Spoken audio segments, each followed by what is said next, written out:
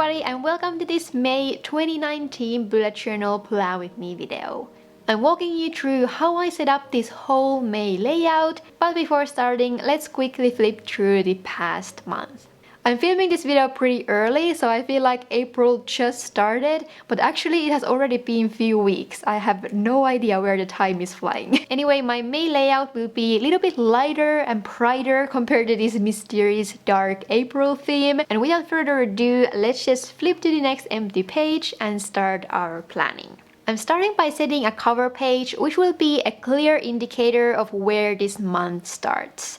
And if you can tell from this Tombow brush pen here, our accent color on May is mint green. This is one of those times when it's a little bit difficult for me to put this whole theme into one word, but I wanted to go for something really airy. I was inspired by the thought of wind and how we could resemble this invisible thing on our design. So mint green is definitely the main color this month, and I had an idea to draw this mint green turquoise hummingbird on this cover page. So I'm first quickly sketching it with a pencil. As always, I was looking through real pictures of these birds and using them as my guide while I was drawing. And then to color this bird, I'm using my clear watercolor pen and few brush pens. I think doing it this way gives you a little bit more control with the colors compared to just using the brush pens directly. You can really control how much color you want everywhere, and also you're able to get this softer, more feathery look that I think suited this bird.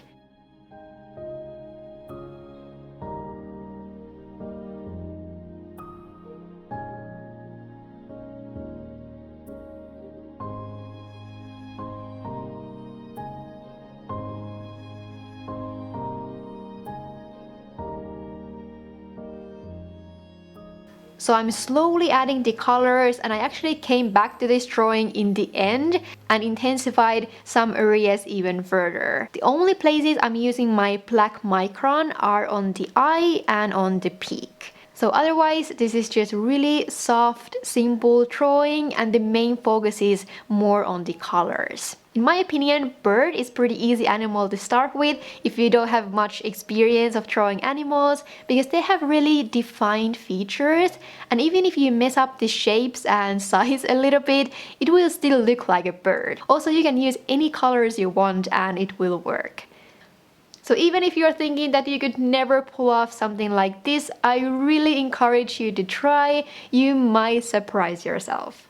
But now let's move on from the cover page to my monthly overview page that I will set up next. Last month I incorporated watercolors for the first time, and I wanted to do the same thing this month, but this time we are literally keeping this so simple. So I'm basically just doing a mint green background with watercolors that I can use to make my spreads a little bit more unique. You could do the same thing with light green paper or just print a picture of this color, but I wanted to do it myself. So to get mint green, I'm mixing two of my Reeves gouache paints, which are in the colors leaf green and blue lake. I don't know why, but I thought mint green would be a difficult color to mix, but it actually wasn't difficult. I don't know why I thought that. So I'm using the wet on wet technique here to create really seamless blend to the background by first wetting the whole paper without any paint, and then I'm going over the wet surface with the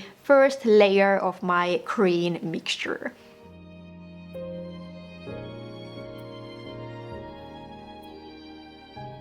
I'm letting the first layer dry and then adding a bit more color to make it slightly darker. And after this has dried, that's literally all. That's all watercoloring we are doing on this video. So now I'm cutting a shape from this that I want to use on my monthly spread.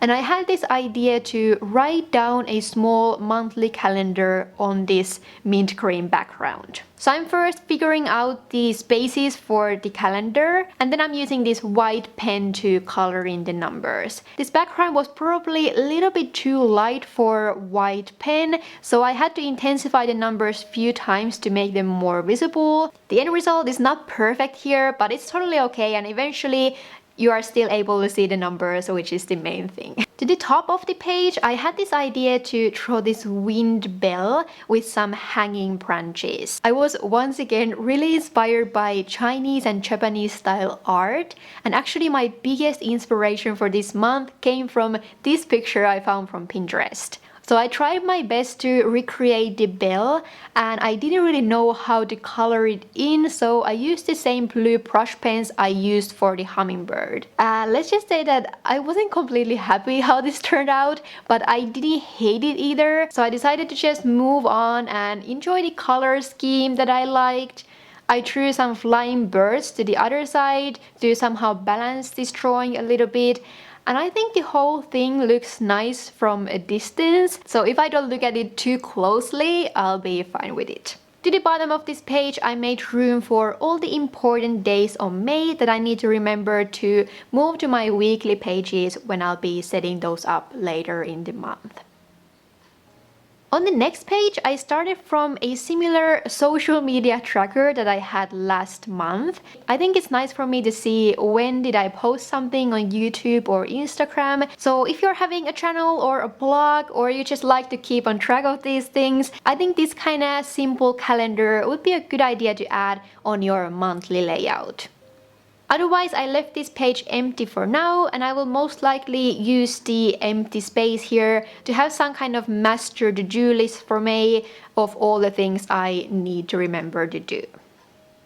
So that's how the whole monthly page turned out, and now let's move on. So I'm so excited about this next page, which will be all about my morning routine.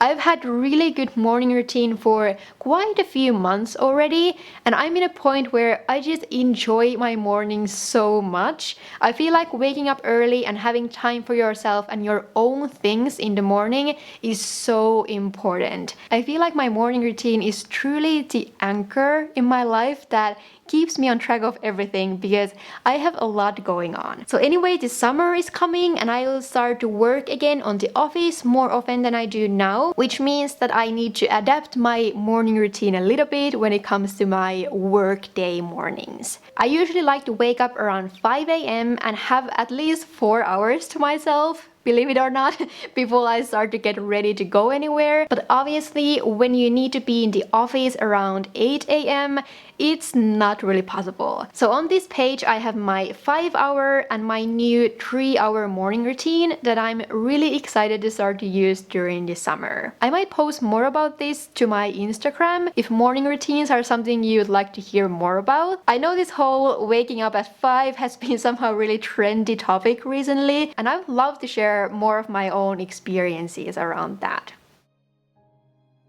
So anyway, that was a lot about that page, so let's move on to the next one, which will be a really simplified version of my habit tracker. I've had pretty high maintenance habit trackers for the past 2 months, and on May I was just feeling something more simple. So these first boxes will be for the days I slept more than 7 hours, which is my daily goal of sleep, and then I decided to bring back the small symbols to represent the habits I want to track. I have everything from learning Japanese to reading and writing on here, and the small star in the end is my personal favorite. It is for the days I could complete my daily to-do list. So on those days, I know I've been super productive and I can congratulate myself by checking this star box and, feel extra good about myself. I highly recommend trying out something like this on your habit tracker, especially if you're struggling with completing your to-do lists.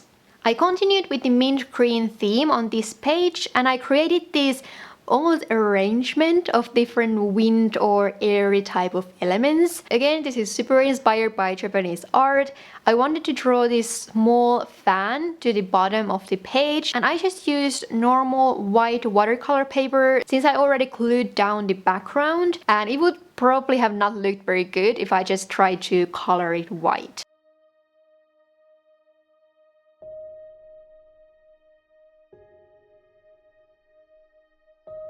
Before finishing up with the fan, I started to draw the same hanging branches to the top of the page. I used the same darker blue colored pen as well, and then I wrote these Japanese letters on this page, which just tied the whole style together in my opinion. These characters mean the sound of wind, which is kaze no oto in Japanese. Then I finished the fan by also writing some Japanese characters on it, and yeah, I think that's all about this spread. I actually ended up liking this a lot. I really like how simple the happy tracker looks this month.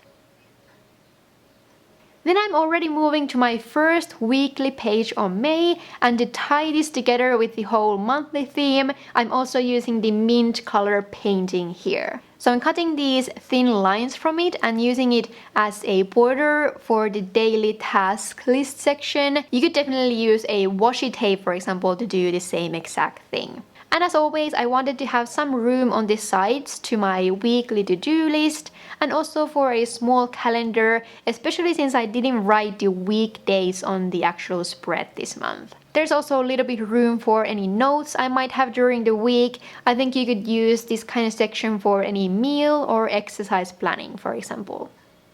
And that's it for the super simple weekly layout. And now I'm flipping over 3 pages that will be for the next weekly pages before I will set up the last pages of my monthly layout, which will be for my May review spread.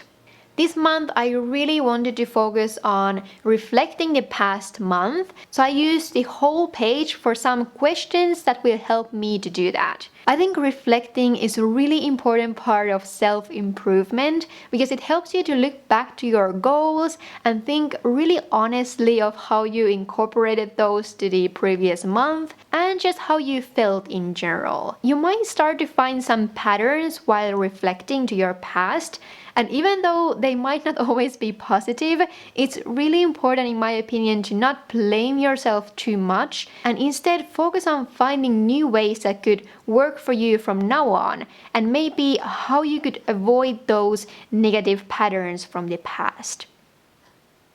So anyway, this is always really important spread in my monthly layout. And then on the final page, I decided to end this month with one of my favorite quotes of all time. This is from Hayao Miyazaki's movie, The Wind Rises. I might have modified it slightly here, but anyway, this quote says, "When the wind is rising, we must try to live." I think that's so beautiful and such a fitting way to end this wind-inspired month.